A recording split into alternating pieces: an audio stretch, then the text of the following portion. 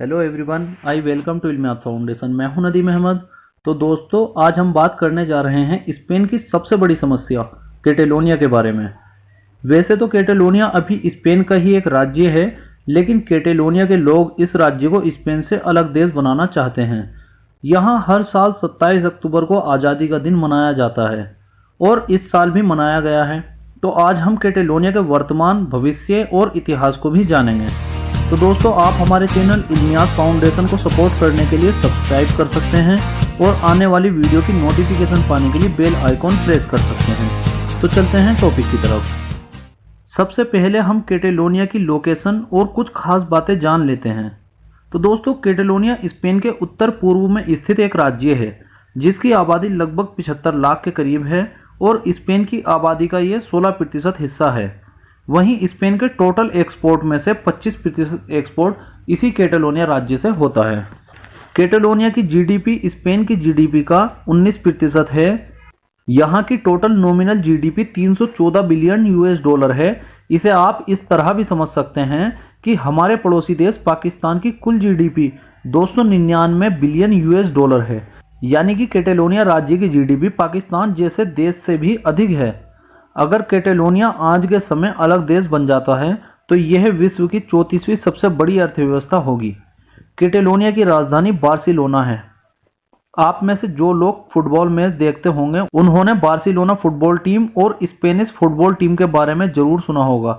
ये Barcelona Catalonia की ही football team है। ये तो थी कैटेलोनिया के बारे में कुछ मोटी मोटी बातें। वैसे मौजूदा समय में स्पेन कोई देश नहीं है, बल्कि जैसे 1991 से पहले सोवियत यूनियन था उसी तरह एक फेडरेशन है जिसे 1967 में बनाया गया था। कुल 17 राज्य स्वायत्तता यानी ऑटोनॉमी के साथ स्पेन देश बनाते हैं, जिसे मैड्रिड शहर से चलाया जाता है। इसीलिए स्पेन की राजधानी मैड्रिड है। पूरे स्पेन में स्पेनिश बोली जाती है सिवाय एक राज्य को छोड़कर, जिसका नाम है कैटेलोनिया। अगर कैटेलोनिया के इतिहास की बात करें तो इसका इतिहास आज से लगभग 1000 साल पुराना है। कैटेलोनिया ज़्यादातर स्पेनिश बादशाही के कब्जे में ही रहा है, लेकिन साल 1812 में फ्रांस के तानाशाह नेपोलियन ने कैटेलोनिया पर कब्जा कर लिया था। लेकिन मात्र एक साल बाद ही स्पेन ने कैटेलोनिया को साल 1813 में आज़ाद करवा लिया। स्पेन में एक लंबे समय तक राजशाही चलती रही। उसके बाद साल 1931 में स्पेन एक लोकतांत्रिक देश बन गया। साल 1932 में द्वितीय विश्व युद्ध से पहले एक स्पेनिश फिलोसोफर ने स्पेन की पार्लियामेंट में कहा था कि ये जो कैटेलोनिया का इशू है इसका कोई सॉल्यूशन नहीं हो सकता।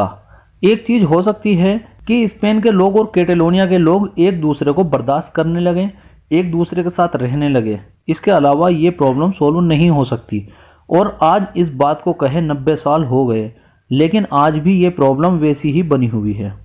इसके बाद साल 1936 में फ्रांसिस्को फ्रैंको नाम के एक तानाशाह ने स्पेन की सत्ता अपने हाथ में ले ली, जिसकी हुकूमत के चलते साल 1938 में कैटेलोनिया के लोगों यानी कैटलन्स के द्वारा आज़ादी का आंदोलन चलाया गया। इसी के चलते इब्रो का युद्ध हुआ, जिसमें फ्रांसिस्को फ्रैंको ने लगभग 3500 कैटलन्स का नरसंहार किया। इस युद्ध के बाद कैटेलोनिया को अलग देश बनाने की मांग लगभग 37 सालों तक बंद हो गई। लेकिन 20 नवंबर 1975 में स्पेनिश डिक्टेटर फ्रांसिस्को फ्रैंको की मौत हो गई और धीरे धीरे कुछ समय में ही कैटेलोनिया की आज़ादी की मांग फिर से उठने लगी। 1975 के बाद तानाशाही खत्म हुई और स्पेन में फिर से डेमोक्रेटिक वैल्यूज़ बढ़ने लगी, जिसके चलते साल 1977 में स्पेनिश गवर्नमेंट ने कैटेलोनिया को एक बार फिर से ऑटोनॉमी दे दी। ऑटोनॉमी किसी भी राज्य या क्षेत्र को कुछ स्पेशल पावर देने को कहते हैं। जैसे कि भारत देश ने जम्मू एंड कश्मीर राज्य को 370 धारा दी हुई थी। हालांकि अब वो धारा हटा दी गई है, यानी कि कश्मीर राज्य से ऑटोनॉमी वापस ले ली गई है। लेकिन कैटेलोनिया के पास 1977 से लगातार ऑटोनॉमी बनी हुई है। इसी ऑटोनॉमी के चलते कैटेलोनिया के पास स्पेन से अलग अपना झंडा है, अलग पार्लियामेंट है और कैटेलोनिया का अलग प्रेसिडेंट भी बनता है। कैटेलोनियन पार्लियामेंट में 135 सदस्य होते हैं। साल 2006 में स्पेनिश गवर्नमेंट द्वारा ऑटोनोमस टेरिटरी कैटेलोनिया की पावर्स को और ज़्यादा बढ़ा दिया गया, लेकिन स्पेन के सुप्रीम कोर्ट ने साल 2010 में इन पावर्स को एंटी कॉन्स्टिट्यूशनल करार देते हुए ख़त्म कर दिया, जिसके बाद कैटेलन्स ने अपनी आज़ादी की मुहिम और तेज कर दी। और फिर साल 2015 में कैटेलोनियन इलेक्शन में उन लोगों की सरकार बन गई जो स्पेन में अलग होने की बात करते हैं। 1 अक्टूबर 2017 को हुए एक जनमत संग्रह में लगभग 90% लोगों ने स्वतंत्रता का पक्ष लिया। हालांकि स्पेन के सुप्रीम कोर्ट ने इस जनमत संग्रह को अवैध करार दिया, लेकिन कैटेलोनिया की पार्लियामेंट में सत्ताधारी पार्टी ने 27 अक्टूबर 2017 को आज़ाद कैटेलोनिया की घोषणा कर दी।